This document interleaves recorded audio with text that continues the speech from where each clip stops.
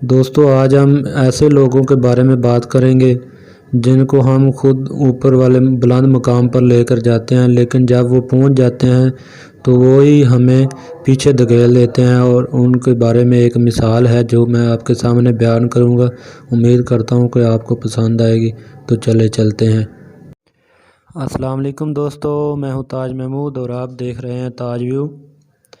ایک دن ملا نصیر الدین اپنے گدھے کو گھر کی چھت پر لے گئے۔ جب نیچے اتارنے لگے تو گدھا نیچے اتر ہی نہیں رہا تھا۔ بہت کوشش کی ہے مگر گدھا نیچے اترنے کا نام ہی نہیں لے رہا تھا۔ آخر کار ملا تھک کر خود نیچے آ گئے اور انتظار کرنے لگے کہ گدھا کب کسی طرح سے نیچے آ جائے۔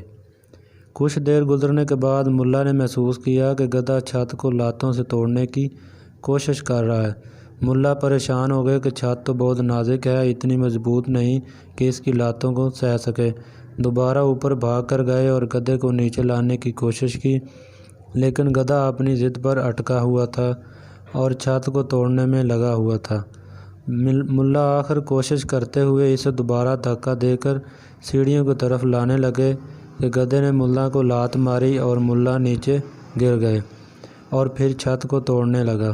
بالآخر چھت ٹوٹ گئی اور گدھا چھت سمیت زمین پر آ گرا۔ ملا کافی دیر تک اس واقعہ پر غور کرتے رہے اور پھر خود سے کہا کہ کبھی بھی گدھے کو مقام بالا پر نہیں لے جانا چاہیے۔ ایک تو وہ خود کا نقصان کرتا ہے، دوسرا خود اس مقام کو بھی خراب کرتا ہے اور تیسرا اوپر لے جانے والے کو بھی نقصان پہنچاتا ہے۔